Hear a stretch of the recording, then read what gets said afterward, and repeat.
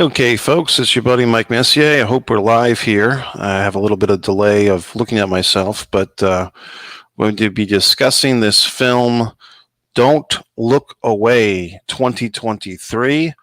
In case you like horror films, I'd say this is definitely a film to see, to experience. I saw on the big screen, the movie theater.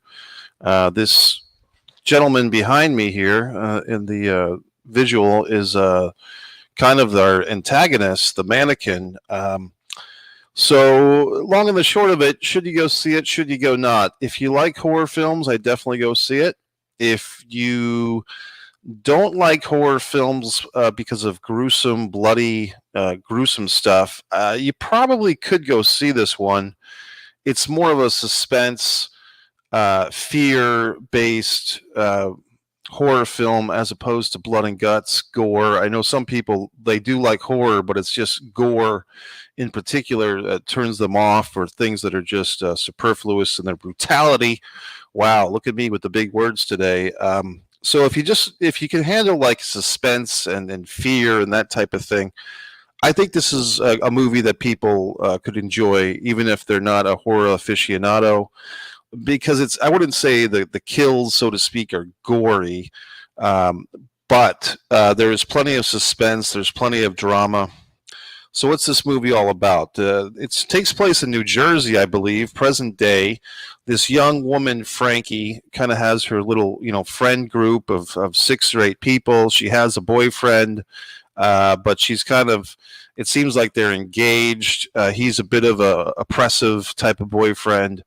Has their whole, cookie cutter, white picket fence life mapped out for them. She's going to go get another degree. He's going to rule the world, and they'll be happy ever after. And just the actress who plays Frankie does a nice job of kind of telling us in her facial expressions that she's kind of sick of this guy. Great name for this actress. Kelly Bastard is her name. So I don't know if that's her born name. I kind of have a feeling that's not her birth name, Kelly Bastard. But if she's looking to be in horror films for the rest of her career, I think she chose a great stage name, so to speak.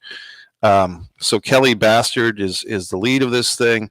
She was in something called Tommy and the King, and that's about all I can find on her. But she's another actress who looks like she'll be a horror film person for quite some time. I can see her doing other great movies. Sympathetic, but yet a little bit creepy herself in a good way. So basically, her little friend group, typical suburban friends, early 20s, who's going to fuck who's going to do this, who's going to do that. And, but then suddenly there's some trouble. And the trouble comes in the form of this mannequin. This the same guy that's behind me now, this creepy mannequin. Kelly sees the mannequin, and then trouble ensues. Her friends start dying left and right. And they somehow discover, I guess, spoilers by the fucking way. Somehow they discover that if somebody is staring at the mannequin, hence the title of the film, if someone is looking at the mannequin, then the mannequin can't move.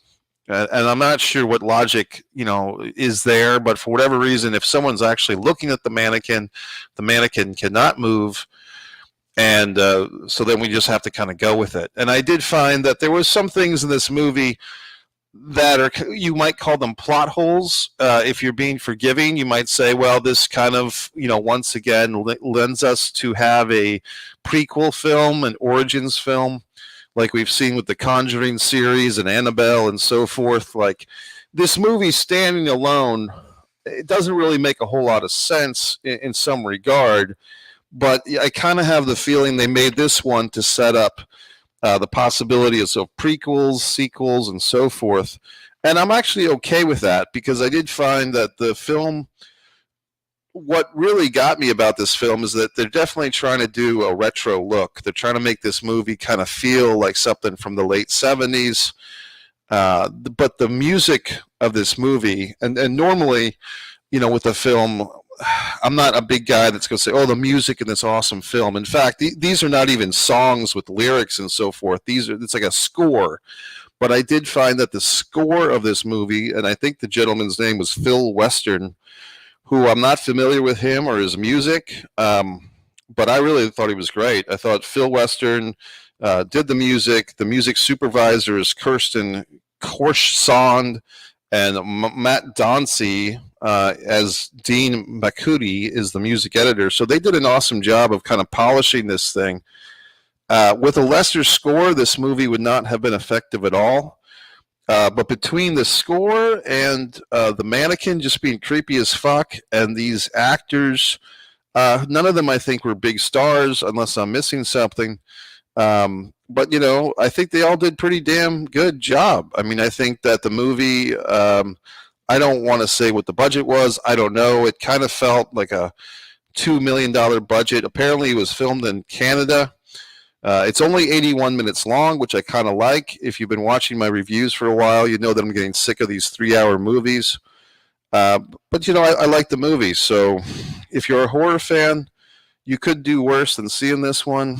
And you know, it's good. So I mean, I probably liked it more than the reviews so far. I mean, I'm seeing reviews here that are kind of giving it these Midland reviews. I don't know. I mean, I thought it was pretty damn good. I thought it was something fresh, something unique. Uh, just like the feel of the movie. And, you know, here's something I guess I'll go into a subtopic. Sometimes you see a movie and you can't necessarily pinpoint, you know, the great attributes of it. But it's just the feel of something. If something makes you feel a certain way, it provokes an emotion. I think then it's effective. And I think this movie was trying to get you to feel, you know, sympathy for these kids. I mean, they're not particularly great kids. You know, they're just typical assholes, self-important, obnoxious fucks in the suburbs. But through the movie, I mean, we could all relate to having friends. And if you see one friend die and then another friend die, and you know, there's this creepy mannequin. I mean, who can't relate to this type of stuff? So I actually enjoyed the movie quite a bit. I'm not sure what people are looking for that didn't enjoy it. Some people are saying it was derivative. Well, yeah, it's a fucking horror film. I mean, that's kind of what they do. They are derivative. And like I said, it does feel like they're trying to make Don't Look Away the next type of Conjuring thing where you could have an origin story of the mannequin. I guess that would be my main complaint on this film is by the time you leave the theater, there's really no explanation about the mannequin. Like, how did this evil mannequin come into existence? Why is it possessed? Why is it evil? How does it kill people? We don't have any of those answers, but this is the way that films are made these days. They're made to like a film is basically an advertisement for the next film in the series. So if you're okay with that, you know, if you've reached that happy conclusion, like I guess I have, then you can enjoy this film. All right, folks, I'm going to do a few more movie reviews. A friend of mine had told me how wonderful my film reviews are, and I didn't want to, you know, blow her off by not doing more reviews. So thanks for watching this one, and I've got some more reviews coming up. So keep them coming, folks. I'll talk to you later. Bye. See ya.